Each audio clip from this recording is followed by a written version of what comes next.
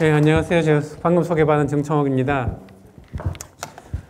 사람이 꽃보다 아름다워, 물리가 꽃보다 아름다워서 이게 다 이렇게 꽃이 아름다운 계절에 좋은 시간에 여기 와주셔서 감사합니다. 네, 저는 오늘 연구재단에서 하고 있는 연구는 여기 보이는 이제 비발성 메모리에 대해서 연구를 하고 있고요. 그 앞부분에 있어서 제가 대중 강연 보통 한 2시간짜리 분량인데 그 중에 제일 재밌는 거 한 2-3가지 정도만 소개를 할까 합니다. 그리고 이 도입이 제 연구와 연관이 되어 있기 때문에 이것을 얘기를 하고 있습니다. 사실 물리라는 것은 제가 이제 1988년에 이제 물리학과에 입학을 해가지고 어디 가서 물리학과에 있다고 하면은 존경의 눈빛과 외면의 눈빛이 동시에 오는 그런 느낌이었어요. 그래서 물리를 좀 더 쉽게 얘기해 볼 수 있지 않을까라고 한참 동안 생각을 했었고요. 그래서 2010년에 미국에서 제가 오크리치 국립연구소에서 방문 교수로 연구를 할 때 그때 이제 캐리비안의 해적에 대해서 미국 백인 남자들하고 얘기를 했었는데 그때 반응이 좋아가지고 이런 쪽으로 좀 강연을 모아보자라고 생각을 하게 됐습니다. 여기 보이는 것은 이제 지난달에 제가 피지컬 100이라는 거 잘 아시죠? 피지컬 100, 피직스 100에 보면은 상당히 사실 2017년에 실베스타 스텔론이 비스트 마스터라는 스포츠 엔터테인먼트 쇼를 미국에서 열었는데 거기에 비하면 굉장히 제한된 자원을 가지고 MBC 교양 PD님께서 정말 멋진 프로그램을 만들었어요. 근데 거기에 물리로도 할 얘기가 굉장히 많아가지고 한 3시간 정도 촬영을 해서 그 중에 이제 한 1시간 분량으로 줄여놨습니다. 여러분도 아시다시피 배를 끄는 거, 1.5톤 배 끌기하고 이 오각형 줄다리 이게 굉장히 재밌는 전략과 물리가 숨어 있었는데요. 궁금하신 분들은 이제 피지컬 100, 피직스 100으로 검색해서 보시면 됩니다. 자, 김춘수의 꽃이라는 시가 있어요. 내가 그의 이름을 불러주기 전에는 그는 다만 하나의 몸짓에 지나지 않았다. 내가 그의 이름을 불러줬을 때 그는 나에게로 와서 꽃이 되었다. 내가 질문을 시작했을 때 버스는 나에게로 와서 물리가 되었다. 한석봉의 시합도 물리와 진리가 되었고 지퍼 손잡이의 끈도 물리와 편리가 되었다. 그래서 이 부분에 대해서 오늘 얘기를 도입 부분을 잠깐 하겠습니다. 자, 여러분들 물리 컨텐츠라고 하면은 일반적으로 알려져 있는 것들이 양자역학, 우주론, 뭔가 보이지 않는, 맨눈에 보이지 않는 것들이 너무 많습니다. 그래서 우리가 중세 르네상스는 어떻게 됩니까? 인간의 관심을 저기 우주가 아니라 사람한테로 돌렸던 사건이었죠. 저도 그래서 물리에 관심 있는 대중들의 관심을 좀 주변에 보이는 대상으로 돌리고 싶었어요. 자, 여러분들이 망원경이 있으면 남들이 보지 못하는 별을 볼 수 있고 현미경이 있으면 눈으로 볼 수 없는 미생물을 발견을 합니다. 역시 물리로 세상을 바라보는 것도 새로운 안경이라고 생각해요. 남들이 보지 못하는 것을 캐치할 수 있다. 여기에 과학 콘텐츠 그러면 공룡, 우주, 원자나 나노 쪽인데 저는 조금 더 일상생활로 다가왔습니다. 한석봉과 어머니가 유명한 시합을 한 지는 450년 전입니다. 임진왜란 때. 사실 임진왜란 때 명나라가 어마어마한 수의 대군을 파병해 줬는데 그때 군사 주둔비를 1조 이렇게 요구한 것이 아니라 한석봉이 글씨를 요구를 했습니다. 글씨를 요구하면 장군들이 집에 가서 자손들한테 물려주면은 그게 개인 재산이 되는 거죠. 자, 그 한석봉의 시합은 여러분들이 결과는 너무 잘 알고 있고 교훈도 알고 있어요. 뭔가 마스터가 되려면 5년 정도는 부족하고 10년, 20년 열심히 공부를 해야 된다라는 뜻입니다.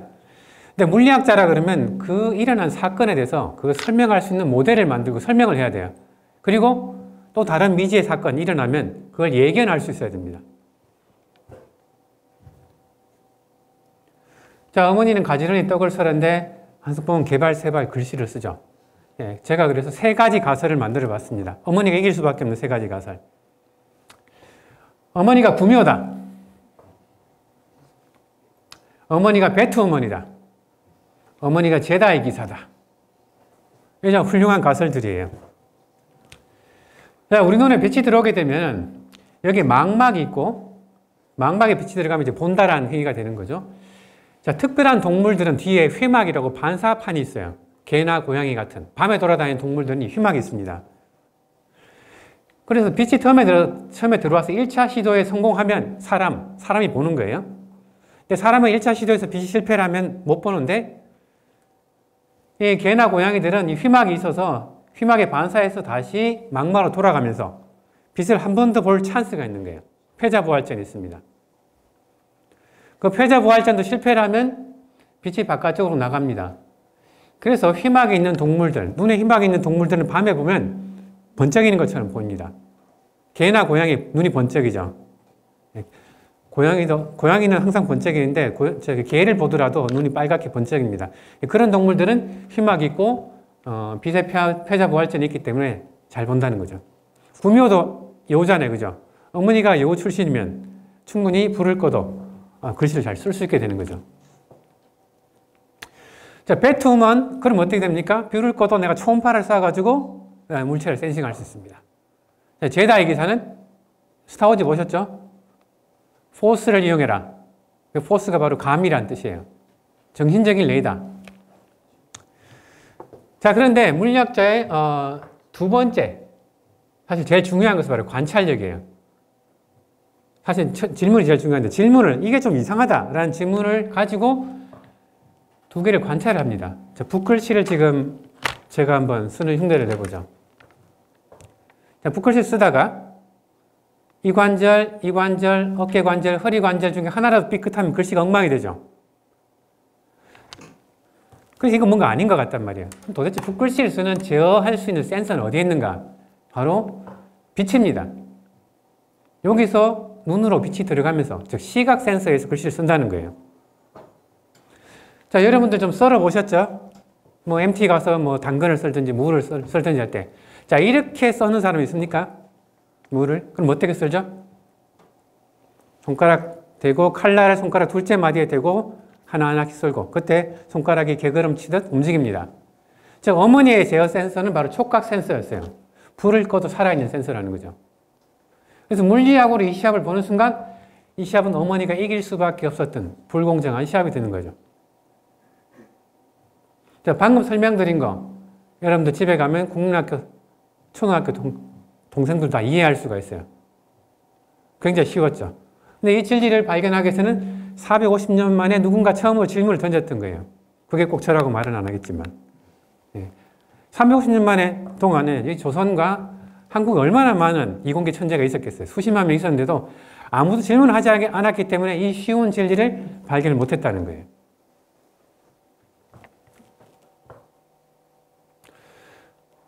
자, 이런 구묘가설 황당해 보이지만은 원래 주기율표도 옛날에 어떻게 시작했습니까? 물, 불, 바람, 흙으로 시작을 했죠. 뭔가 기본이 있고 기본의 조합으로 세상이 형성된다는 그것으로부터 주기율표가 나왔어요.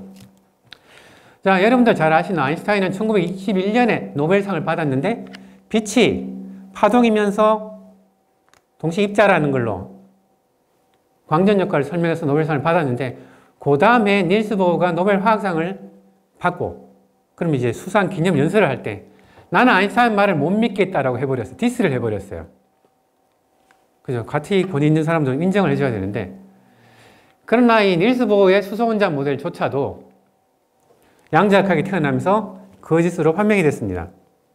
즉 수소원자가 이렇게 전자들이 원자핵주로 이렇게 궤도운동을 한다. 사실 이렇게 궤도운동을 한다는 것은 전자가 가속운동한다는 뜻이에요. 속도의 방향이 바뀌기 때문에. 전자가 가속운동을 하면 반드시 빛이 나오고 그럼 에너지를 잃어서 결국 추락하게 돼 있어요. 근데 요거 하나를 무시하면 다른 것들이 다 설명이 잘 됐거든요. 지금은 어떻게 되느냐? 양자역학에서 자, 전자는 저렇게 궤도운동을 하는 것이 아니라 구름처럼 전자 구름처럼 존재한다. 요 아인슈타인은 지금까지도 맞지만 닐스 보어는 사실은 틀렸다라는 거죠. 노벨상 수상자들조차도 이런 가설들을 합니다. 자, 물리와 심리로 본 광역버스 편한자석. 여러분들 광역버스 타고 1시간 동안 또는 뭐 4시간 동안 지방으로 갔을 때 어느 좌석에 앉아야 가장 편안할까를 한 번이나 질문을 해보신 적이 있으신가요? 자기 나름대로의 이유에 따라서 뭐 첫 번째 좌석이 제일 편하다. 운전사 뒤. 아니면 제일 뒷좌석이 편하다. 아니면 제일 마음에 드는 이성 옆에 자리가 편하다. 뭐 그럴 수도 있겠죠. 자, 도로에 보면 이렇게 스피드 범프가 있습니다. 과속하지 말라고. 자, 스피드 범프를 차가 지나갈 때 어떤 일이 일어나는가? 자, 운전수와 뒷바퀴 위에 앉은 사람, 가장 뒤에 앉은 사람, 그리고 앞바퀴와 뒷바퀴 사이가 한 4번째 좌석 정도가 됩니다. 이 4사람이 받는 충격 에너지를 한번 계산해 보도록 하죠. 자, 운동 에너지가 2분의 mv 제곱이 된다는 사실은 잘 알려져 있습니다. 자, V는 0.1초 만에 20cm를 올라간다고 치면은 이것이 바로 속력이 되죠. 수직 방향의 속력. 수평 방향의 속력은 4명의 차이가 없어요. 자, 질량이 뭐 운전사가 굉장히 가벼워서 소년 운전사라서 50kg이다 라고 치면은 이걸 집어넣게 되면 에너지가 딱 100J이 나와요. 100J를 되게 하기 위해서 좀 다이어트를 시켰어요. 자, 그러면 운전사 빼고 나머지 3명은 어떻게 되는가? 여기 있는 삼각형, 노란색 삼각형과 지금 녹색 삼각형은 닮은 삼각형이죠. 직각 삼각형에서 각이 하나 같으니까.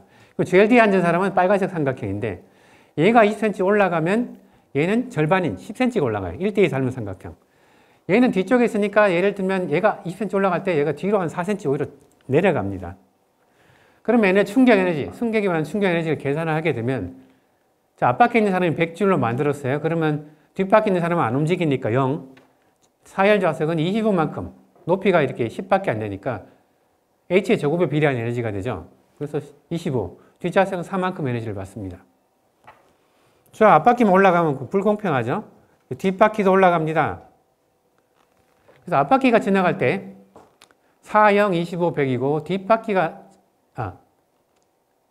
올라갈 때는 요거는 그대로 바뀝니다. 25는 안 바뀌고 0과 100은 서로 위치 변환하고 끝에 있는 놈, 얘는 20cm 올라가는데 얘는 예를 들면 24cm 올라가요. 충격 에너지가 100보다 더 큰. 그래서 요거 두 개를 합쳐서 보게 되면은 중간에, 즉 바퀴 둘 사이에 앉아 있는 사람이 가장 작은 충격 에너지를 받게 돼요. 여러분들이 등산을 갈 때, 여기 높이가 아니면 계단 올라갈 때, 어디에는 계단이 40cm 높이, 어디는 20cm 높이다. 당연히 20cm 계단은 오르죠. 40cm를 한 번 가는 것보다 20cm 나눠 가는 게 더 편합니다.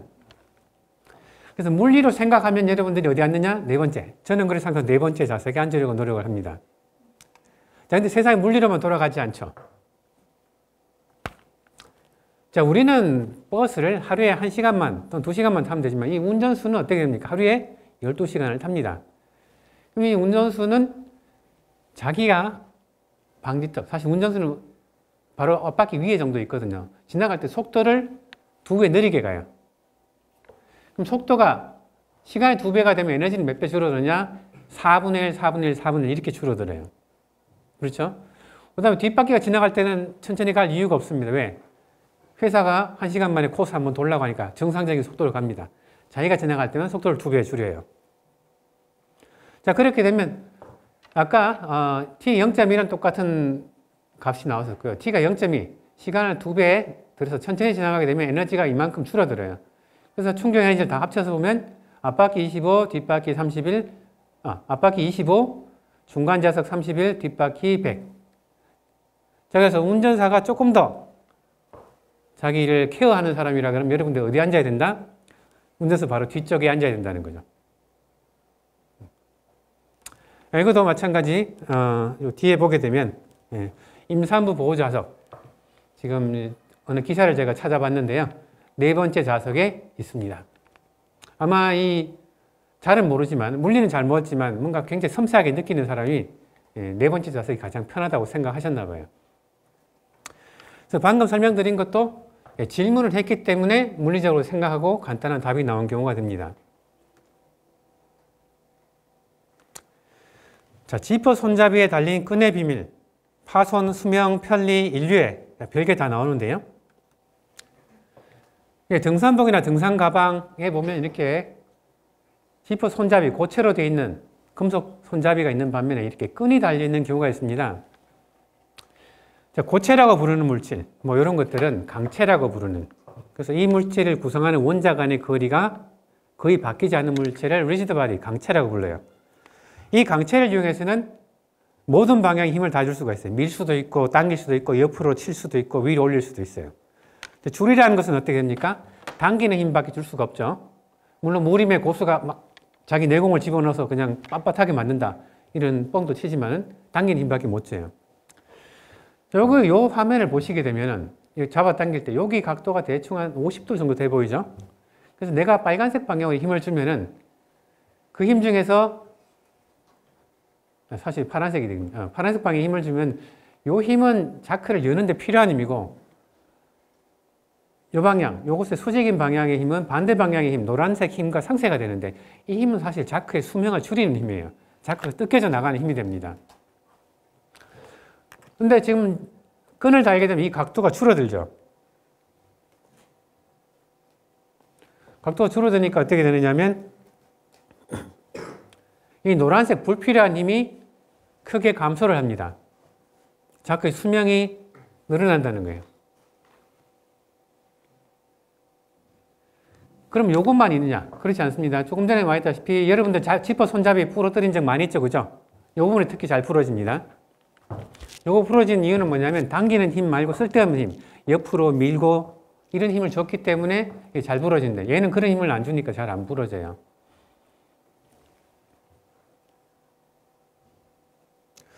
자, 그 다음에 여러분들 지퍼를 잠그거나 열려고 할 때, 특히 잠글 때 그 지퍼에 옷이 끼인 적 있어요?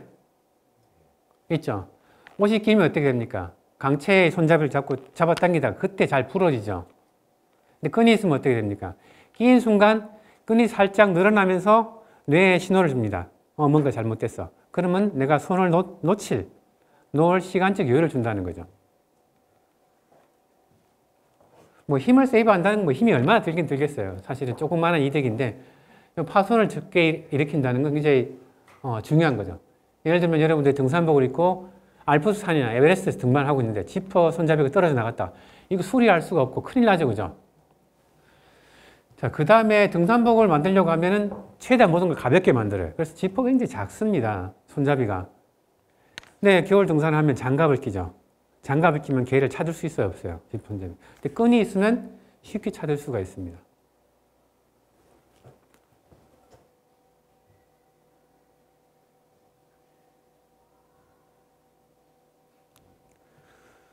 자, 여기 요거 한 번에 우주를 멸망시킨 타노스가 있는데, 이 타노스가 지퍼를 열 수 있겠어요, 없겠어요? 예, 이 우주를 멸망시킬 수 있어도 지퍼는 열 수가 없어요. 왜? 너무 뚱뚱한 장갑을 끼고 있거든요. 타노스조차도 우리가 도와줄 수가 있다는 거죠, 지퍼를 열 때. 그리고 제일 마지막으로 말씀드릴 것은, 저희 산악부 선배님 말씀해 주셨는데, 에베레스트 등반을 하다 보면 동상을 입어가지고 손가락, 발가락 절단하는 사람들 많죠?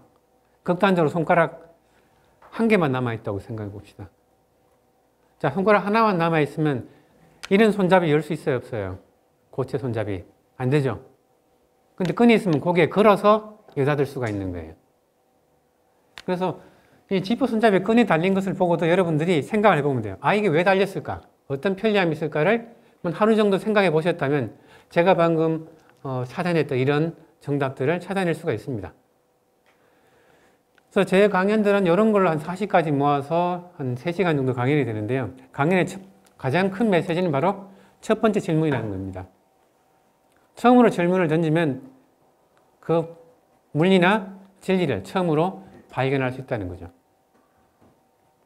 여기서 얘기를 안 했지만은, 여러분들 판교청약 다들 아시죠? 그죠? 판교청약. 판교청약에 됐으면, 거의 대충 생각해서 10억 정도를 벌었습니다. 10억 정도. 근데 그 당시 청약 경쟁률이 500대 1? 그럼 여러분들이 기대값이라는 거 다 계산할 수가 있어요. 500분의 1 곱하기 10억. 계산하면 그렇게 큰 값이 아니에요. 제가 빨리 계산을 못 하겠는데, 한 200만 원? 그 정도 수준이에요. 근데 판교청약이 끝나고 난 다음에 사실 1순위가 되기 위해서 사람들이 집을 곧 사야 되는 사람들이 전부 다 집을 안 사고 미루고 청약을 했단 말이에요. 청약이 끝나자마자 주인 아파트 값이 다 20% 올랐어요. 그러면 어떻게 해야 되느냐? 그냥 은행에서 10억을 빌려서 청약 전에 10억짜리 아파트를 샀으면 2억을 벌었어요. 자, 기대값은 얼마냐? 확률이 1이고 상금이 2억. 예, 그 수많은 바보들 중에 한 사람이 저였어요.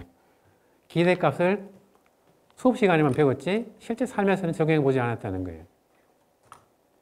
그래서 가장 쉬운 물리와 수학도 적용을 해야지 남들은 찾지 못한 어떤 기회를 포착할 수 있다는 거죠. 자, 대중 강의는, 재미없는 대중 강의는 대충 여기서 마치고요. 더 재미있는 전문 강의로 넘어가도록 하겠습니다. 자, 메모리는 지킬 박사와 하이드라고 하는데요. 일단 메모리의 기본이 뭐냐면 이진수예요. 이진수. 0과 1. 안정된 상태의 0과 1이에요. 0도 안정되고 1도 안정되고 또 0과 1 사이를 빨리 왔다 갔다 해야 되고 쉽게 왔다 갔다 해야 됩니다. 그리고 에너지가 적게 들어요. 그래서 메모리에 필요한 것은 안정성, 속도, 그 다음에 저전력, 그런 것들이에요. 여기 지킬 박사 하이드는 어떻게 됩니까? 착한 놈, 나쁜 놈이 서로 왔다 갔다 하고 꽤 안정적이죠. 그죠? 그런 의미에서 이 지킬 박사 하이드가 바로 메모리의 일반적인 성질을 담고 있다는 거예요. 여기서 이렇게 되기 어렵다. 여기서 이렇게 되기 어렵다. 이러면 좋은 메모리가 아닌 거예요. 자, Fe라는 원소는 주결표에서 어떤 게 특별한 것. 여러분들이 알고 있는 Na. 자, 화학자들은 나트륨이라고 읽고 물리학자는 소디움이라고 읽는 Na는 1 플러스 이온만 안정된 상태를 가집니다. 칼슘은 2 플러스만 안정된 상태를 가지는데 주결표에서 이렇게 밑에 층으로 내려오다 보면 전이원소라는 것들이 있어요. Fe, 코발트, 니켈 같은 것들은 이렇게 3가도 안정적이고 4가도 안정적인 상태가 됩니다. 그러면 3가와 4가가 0과 1이 되는 메모리를 처음으로 구현한 것이 저예요. 그래서 2007년과 2014년에 이런 성질을 이용해서 최초로 비발성 메모리를 만들어서 보고를 했습니다. 자, 제가 샘플을 만드는 방법은 레이저 분자선 증착 장비라고 하는 건데요. 여기 있는 것이 레이저예요. 여러분들 알고 있는 레이저는 조그만한 건데 이 하이파워 레이저, 물론 산업용보다는 조금 더 작긴 한데요. 요 길이가 2m, 1m, 한 50cm. 가격은 BMW 50 시리즈 한 1억이 넘어요. 그리고 파워는 어느 정도 세느냐면 여기서 나오는 레이저는 이제 UV 펄스가 나오는데 A4 용기를 딱 갖다 대면 소리가 나요. 딱딱딱 소리가 납니다. 그 정도로 파워가 센 빛이 나옵니다.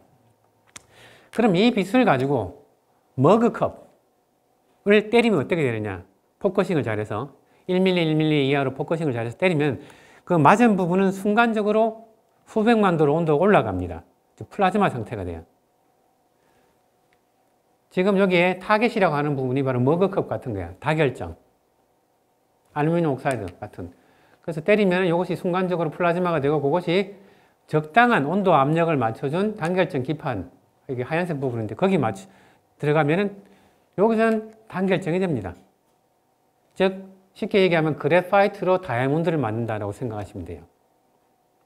즉 그래파이트는 우리가 별로 글씨 쓸 때 도움이 되지만 소자를 만들다든가 특별한 기능성을 나타낼 때는 뭔가 불순물 성질들이 많이 있어요.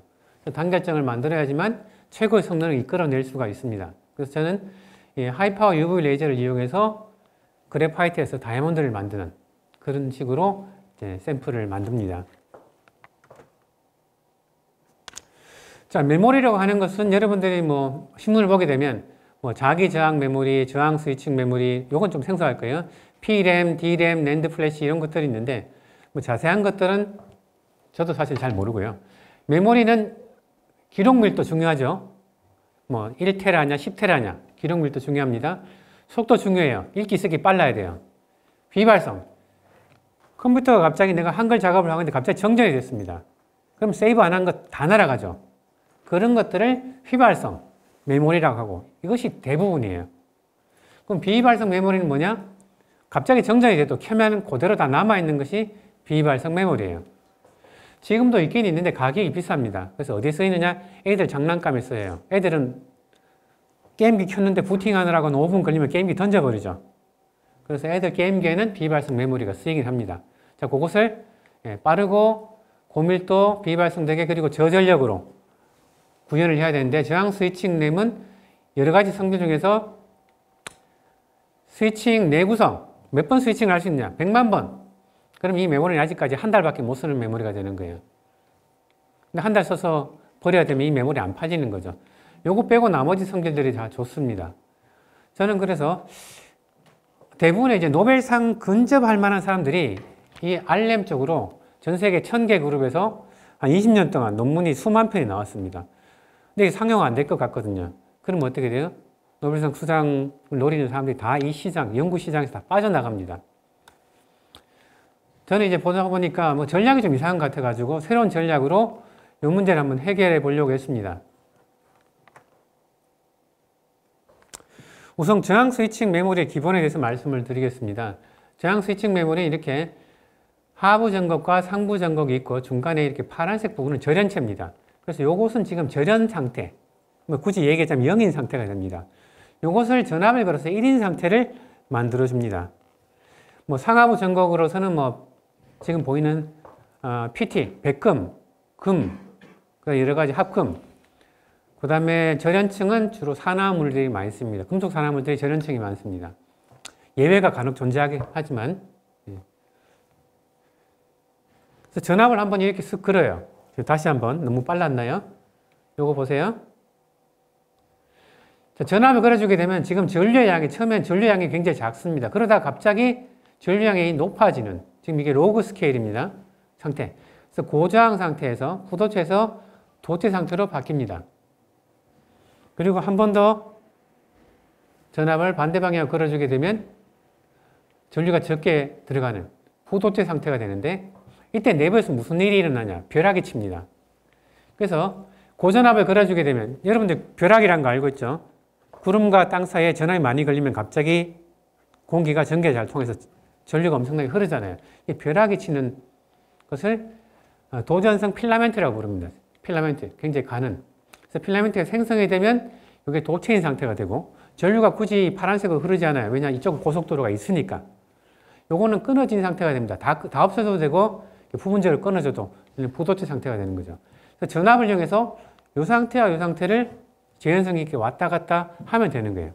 빠르고 저전력으로 고밀도로 만들면 됩니다. 네, 그래서 지금 빨간색 점수가 파란색 점선으로 부도체에서 도체로 가는 것이 빨간색이고요. 그 다음에 도체에서 부도체로 가는 것이 바로 파란색 점선으로 나타냈습니다. 전압을 이렇게 수입을 한다 그러는데 전압을 쭉 가했다가 떨어뜨리는 거예요. 그래서 뭐 다양한 물질, 이곳은 타이타늄 옥사이드, 이곳은 철을 집어넣은 스론튬 타이타이트라는 물질이고, 이곳은 그 다음에 이곳은 탄탈륨 옥사이드라는 물질. 사실 거의 모든 금속 산화물에서 이런 번개가 칩니다. 이 번개는 뭐냐? 주위에 있는 다른 것이랑 약간 조성이 틀려지는 물질이에요. 산소가 빠져나가거나 산소가 들어가거나, 아니면 금속 산화물인데 금속과 산소가 이렇게 분리가 되면 금속은 도체가 되죠. 근데 번개가 치는데, 여러분들 번개 치는 거 비 올 때 보게 되면 번개가 처음에 한번 이렇게 딱 치면 계속 때리는 놈 때리는 것이 아니라 그 다음 번개는 또 엉뚱한 데 치죠. 그래서 이 컨덕팅 필라멘트가 만들어지는 건 번개처럼 재현성이 부족을 합니다. 재현성이 부족해요. 그러면은 얘가 안정된 0일이 안 되는 거예요. 0과 1이 돼야 되는데 0과 0.9는 괜찮아요. 0.6 이게 0인지 1인지 구분이 잘 안 되는 그런 상태가 되기 시작하는 거죠. 자, 그래서 여기에 그림을 한번 다시 보죠. 자, 이렇게 전압을 쭉 스위칭을 하게 되면 전압에 따른 이제 전류값을 측정해서 이것을 겹쳐서 그림을 그렸는데, 이게 한 라인을 통해서만 왔다 갔다 하면 역시 재현성이 있는데, 지금 보면 라인이 여러 가지 충분히 많이 있죠. 그죠? 많이 있습니다. 그래서 여기 그림을 보게 되면 컨덕팅 필라멘트가 일단은 같이 이렇게 쭉 올라가다 하나가 이렇게 딱 상하부 전극을 연결하면 더 이상 이쪽에서는 전류가 흐를 필요가 없어요. 왜? 더 쉬운 길이 만들어졌기 때문에. 그래서 어느 쪽이 이렇게 상하부 전극을 연결할지 끊어질지가 재현성이 부족하게 되는 현상이 일반적으로 나타났습니다. 그래서 이 셋 전압, 리셋 전압, 즉 도체를 만들 때 필요한 전압과 부도체를 만들 때 필요한 전압이 한 값이 아니라 이렇게 넓은 분포를 가지게 되면 이거 소자를 못 만드는 거예요. 내가 3V 걸어줬을 때 리셋이 돼야 되는데 얘는 1V에서 벌써 리셋이 되고 이러면은 소자를 구동 못 하는 거죠. 그리고 이렇게 부도체 상태와 도체 상태를 만들었을 때 그 저항값이 이것이 충분히 멀리 떨어져 있고 얘가 거의 같은 값, 스위칭을 100만 번 했어도 이것이 거의 일정하게 가줘야지만 얘가 부도체라고 인식을 하는데 지금처럼 이렇게 왔다 갔다 하면 심지어는 얘가 두 개가 겹치기도 합니다. 자, 이런 문제가 있으니까 논문을 쓰긴 되게 좋아요. 1000개의 그룹이 논문을 쓰면 나는 이물질, 나는 저물질에서 논문은 다 다르게 나오니까 논문을 쓰기는 좋은데 회사에서는 이제 이게 비전 없구나. 그래서 삼성전기원에서도 이 저항램을 연구를 하다가 한 20년 연구하다 포기를 했습니다. 이거 근본적으로 안 되는구나. 우리가 번개를 그냥 에너지화하는 건 괜찮은데 번개 현상을 메모리로 쓰는 거 안 되겠구나라고 생각을 했습니다. 제 지도 교수님인데 서울대 노태원 교수님이 이론 계산을 했어요. 이분이 아마 파리에 놀러 가셨나 봐요. 파리에 놀러 가서 벼락을 치는 걸 보니까 파리 시내 벼락을 치는 것이 아니라 주로 에펠탑에 벼락이 치더라는 거죠. 뾰족한 침이 금속이 있으면 벼락이 여기 전기장이 많이 걸릴 수 있거든요. 그래서 이론 계산을 해봤어요. 여기에 이제 카스테라처럼 보이는데 까만색 전극 사이에 노란색 부도체가 있고 여기 흰 점이 조금씩 있는데 흰 점은 뭐냐면 이 부도체는 품질이 균일하지 않아요. 다결정은. 어딘가 한 군데 살짝 전기가 잘 통하는 부분이 있어요. 공기가 균일하지 않는 것처럼. 이런 분들 실제로 벼락이 있을 때 어떤 일이 일어나냐면 구름이 있고 구름이 처음에 작은 벼락을 내보내 척후병처럼. 너 이쪽 길로 가봐. 저쪽 길로 가봐. 너는 세 번째 길로 가봐. 작은 벼락이 칩니다. 그 다음 보고를 해요. 이 길이 저항이 100ohm이고 여기 50ohm, 여기 20ohm. 그래, 우리 대구는 다 20ohm으로 가자. 이런 식이 되는 거거든요. 그래서 벼락이 있을 때는 수직으로 치는 것이 사실은 제일 짧은 길임에도 불구하고 벼락은 꾸불꾸불 치는 이유가 뭐냐면 이렇게 돌아가는 것이 가장 저항이 작은 경로가 되기 때문이에요.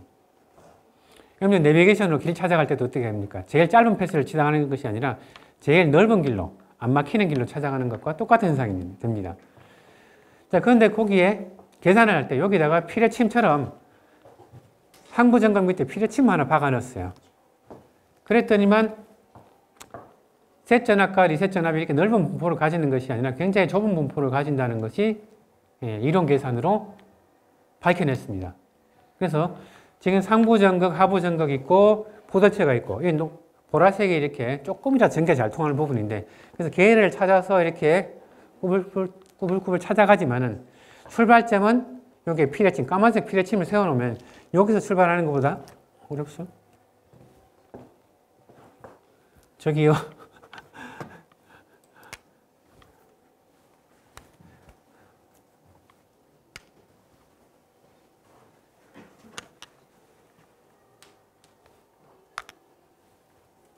이걸 한번 뺐다가 연결해 볼까요?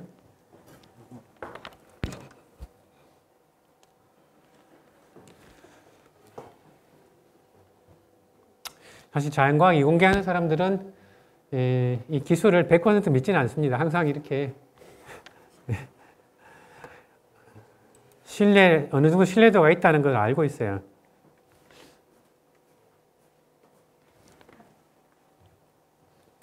일 더하기 1이 얼마냐라는 것을 대통령이 3명한테 물은 적이 있어요. 수학자, 물리학자, 정치가. 수학자는 1 더하기 1은 실수 2. 다른 건 절대 불가능하다. 물리학자는 측정의 결과이기 때문에 오차가 있을 것이고 그래서 1.9와 2.1 사이의 숫자다라고 대답을 했어요. 정치가는 어떻게 대답을 했을까요? 얼마로 만들어 드릴까요? 그래서 우리나라 정치가 그렇게 인류는 아닌 것 같다라고 얘기를 하신 적이 있어요. 자, 1.9와 2.1 사이다. 기술이 100% 믿을 수 있지 않고 신뢰도가 90%, 95%다. 이런 얘기를 같이 해줍니다. 자, 조금 전에 이론 계산을 보여드렸고요. 그 공대 황철성 교수님, 저랑 같이 코어가고 있는 분인데 이분이 실험으로 증빙을 했어요. 어떻게 했느냐? 하부전극 백금을 깔고 제렌체 타이타늄 옥사이드 깔고 거기 위에 루세늄 나노파티클을 마치 피자 토핑 뿌리듯이 이렇게 슬슬 뿌렸어요. 나노 사이즈로. 그 다음에 상부전극을 입혔습니다. 그래서 루세늄 나노파티클이 마치 피레침처럼 역할을 하게 만들었어요. 그래서 원래는 이 리셋 전압, 셋 전압, 저항 상태 등이 이렇게 값이 X축 방향으로 이렇게 빨간색 넓은 분포를 가졌었는데 이 피자 토핑을 뿌리니까 녹색처럼 좁은 분포, 조금 더 신뢰성이 있는 소자가 될 수 있다는 것을 처음으로 실험으로 밝혀냈습니다.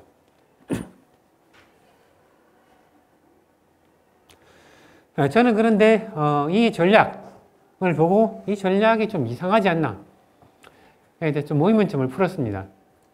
이 스위칭의 비재현성이라고 하는 것은 변화기 랜덤하게 재현성 없이 치는 것에 의해서 기인했는데 이 루셈 나노 파티클을 뿌리는 것, 이거 상당히 재현성이 없는 거거든요. 여러분들 피자에 위에 그 치즈 같은 거 뿌릴 때 재현성이 없죠. 그러니까 재현성이 없는 것을 하나 더 집어넣었어요. 그리고 공정이 하나 더 추가가 되죠. 아, 이것은 우리의 목표를 달성하는 데 있어서 결국은 한계가 있지 않을까라고 생각을 했어요. 그래서 저는 콜럼버스가 인도를 발견하기 위해서 서쪽으로 갔죠. 그래서 저는 반대 방향을 전략을 세웠습니다. 자, 벼락은 이렇게 랜덤하게 일어나기 때문에 제어하기 힘들고, 그 다음에 여기 다결정은 중간중간에 보라색 같은 품질이 로컬하게 틀리기 때문에 지그재그로 가는 경로가 제일 저항이 작은데, 이렇게 하지 말고 굉장히 균일하게 만들어 보자 라고 생각을 했습니다. 그리고 이방성, 벼락이 사실 이렇게 내려와 가지고는 벼락이 여기서는 아래로 갈지 옆으로 갈지에 대해서 선호도가 없어요. 근데 아래로 가는 것이 조금 더 쉬운 그런 물질 시스템이 있다고 하면은, 처음에 벼락이 여기서 같이 한 개로 출발했는데 이방성이 없는 물질은 마치 나무가 가지를 이렇게 펴듯이 내가 일로 가는 게 빠를지 일로 가는 게 빠를지 모르니까 척후병을 여러 군데로 내보내듯이 이렇게 가지가, 필라멘트 가지가 뻗어나갑니다. 그에 비해서 대나무는 어떻게 됩니까? 대나무는 쭉 그냥 바로 올라가죠. 옆에 장가지가 조금 있지만은. 그래서 이런 물질들이 아니라 이런 물질, 이방성 있는 물질을 쓰면 낫겠다라고 생각을 했습니다. 자, 그 다음에 양자 제한 요건은 약간 좀 어려운 얘기를 할 텐데요. 여러분들 금이나 은 같은 금속을 굉장히 얇게 만들면, 원자층 한 개, 뭐 이런 식으로 만들면 도체성을 잃어버려요. 그래서 산화물도 마찬가지에 격자라고 부르는데, 격자 한 층을 만들면 얘가 부도체가 돼버리는데, 격자 3개를 만들면 얘의 저항이 3배 줄어드는 것이 아니라 지수함수적으로 줄어들어요. 여러분들 자동차에 바닷가에 방파제 높이를 1에서 3m 올리면은 자연재해가 3배 줄어들겠어요? 아니면 뭐 2에 3승배 줄어들겠어요? 지수함수로 줄어듭니다. 그래서 이런 시스템이 있으면 좋겠다라고 생각을 했어요. 이것이 왔다 갔다 할 수 있는 물질 시스템. 예, 그래서 발견한 것이 이런 물질이에요. 사실은 2010년에 오크리지 국립연구소에서 제가 교환 교수로 가서 연구를 했을 때 이 물질을 이제 포토볼테이크로 생각하고 연구를 했어요. 전연체 물질을 이용해가지고 태양광 발전을 하겠다라고 생각했는데, 이 물체는 8면체, 4면체, 8면체, 4면체의 독특한 구조를 가지고 있는 절연체고, 스론튬이라는 물질은 2가이온, Fe는 3가이온, 옥시전은 마이너스 2가니까 얘가 2, 3, 마이너스 5에서 전기적 중성이 되죠. 이 물질은 절연체입니다.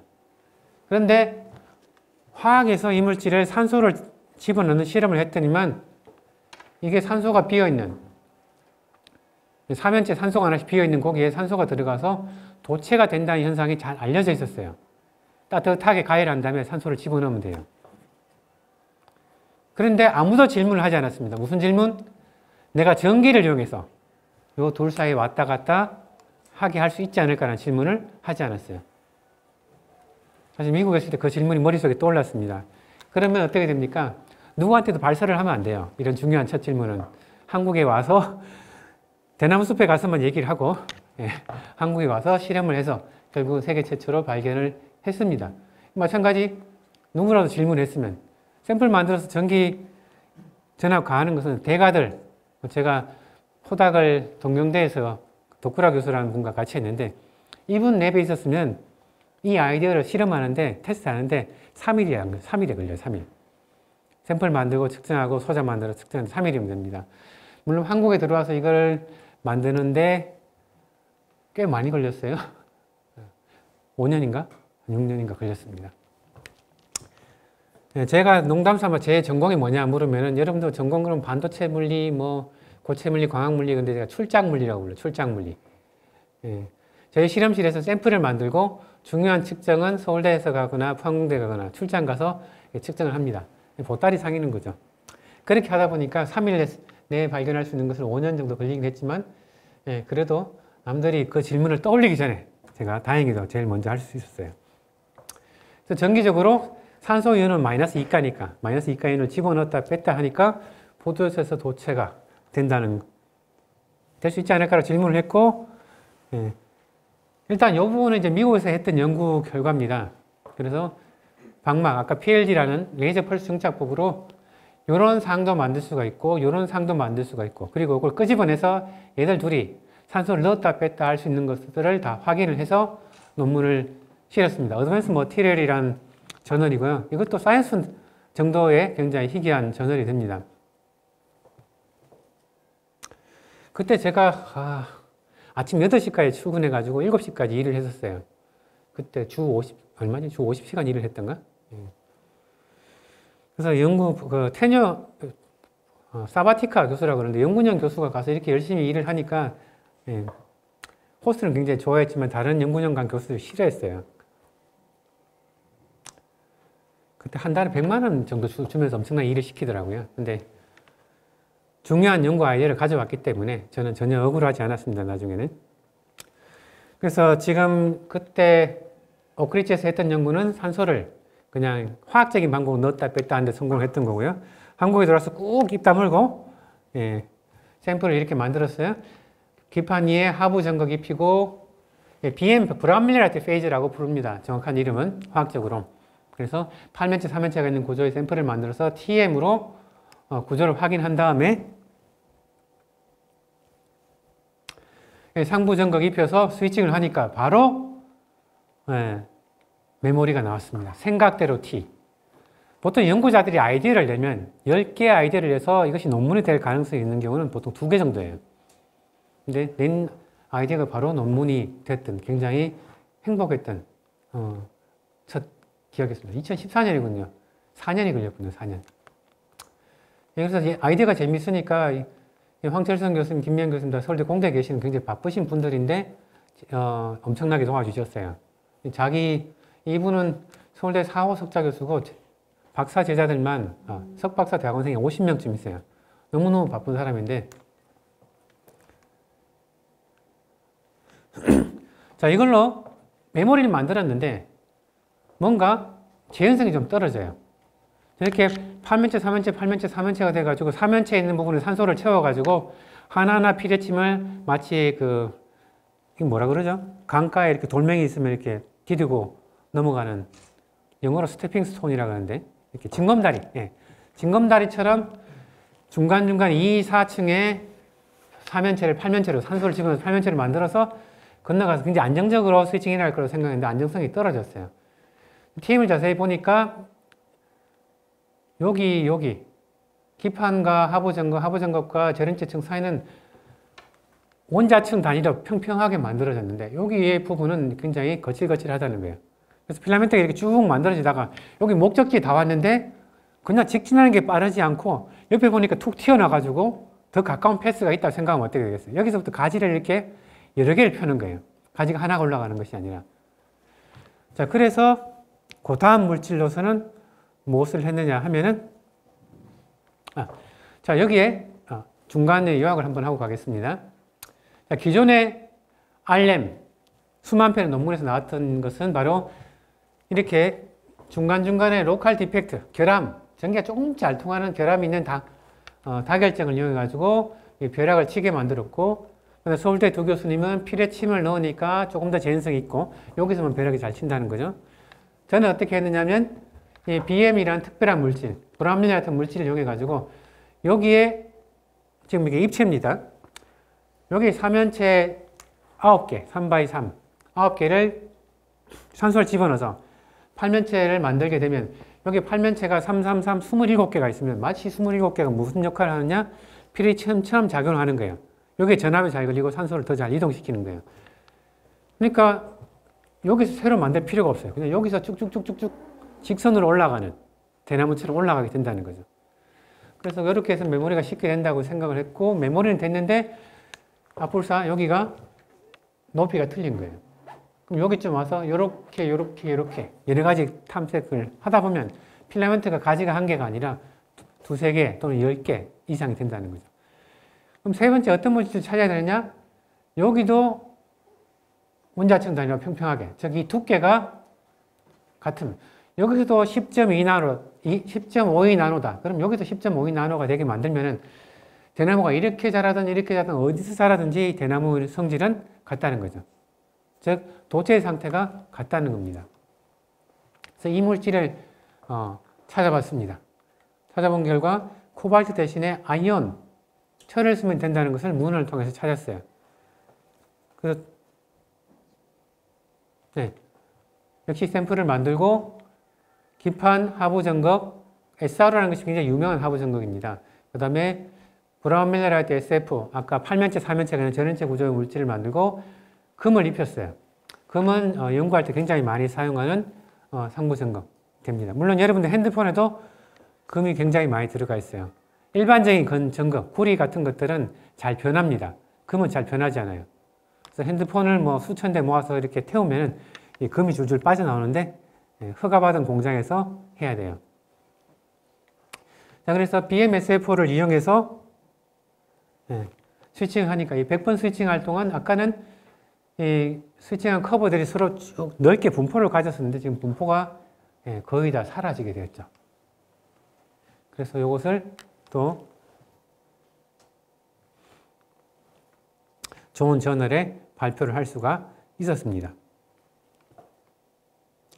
자, 그래서 기존에 노벨상급 한 20명 정도 달라붙어서 연구했던 거, 노벨상급이 20명, 삼성, 뭐 도시바, 휴레패커드 다 연구를 했던 건데 안 되니까 빠져나갔고 서울대에서 이론과 실험을 통해서 이게 가능성이 있다고 했지만 여전히 안 돌아갔어요, 그분들이. 그래서 제가 요 두 가지, 요런 8면체, 4면체의 특별한 요게 옥시전이 3이 되면은 요게 FE가 4가가 되거든요. 그래서 3가와 4가가 되는 왔다 갔다 쉽게 자라는 물질을 정기적으로 이 상전일을 일으켜서 재현성 있는 메모리를 처음으로 만들었고 그 덕택에 이것이 이제 2019년에 신문에도 많이 실리고 미국 특허까지, 국내 특허 3개, 미국 특허 하나까지 얻을 수가 있게 됐습니다. 제 연구도 마찬가지. 그래서 질문을 통해서 새로운 돌파구를 마련했다라고 볼 수가 있습니다. 이 질문이라고 한 것은 바로 이 두 번째 그림에 대한 질문이었죠. 재현성을 얻기 위해서 피자 토핑, 랜덤한 공정을 하나 집어넣는 것은 한계가 있을 것이다. 그럼 어떻게?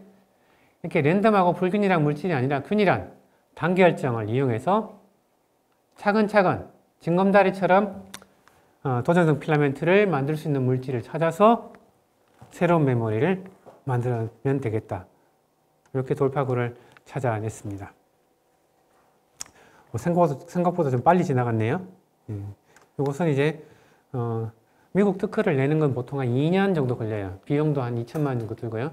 그래서 한 3년 정도를 싸워가지고 미국 특허를 2년 전에 냈습니다.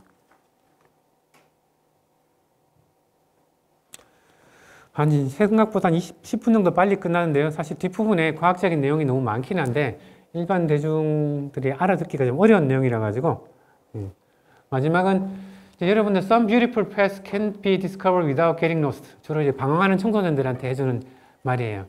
일단 헤매봐야지 좀 크게 성장한다는 건데 Some beautiful discovery can't be discovered without doubting, without questioning. 의심과 질문을 하지 않으면 해야지만 어떤 좋은 발견을 할 수 있다 하는 겁니다. 요건 제가 하와이 갔을 때 찍은 사진, 요거는 한강, 남한강, 요것은 교토, 요것은 독일에서 찍은 사진인데 제가 이런 사진들을 좋아합니다. 사실 제가 박사과정을 할 때 7년, 석박사 7년을 했는데요. 저희 지도 교수님이 저를 데리고 서울대를 한 10번을 산책하셨어요. 정박사 그거 포기해. 정말 아픈 새끼손가락 같았어요. 제가 세계 최초로 어떤 원자외선 분광기를 만들었는데 그냥 한 5년 내내 실패를 했어요. 5년 내내 실패.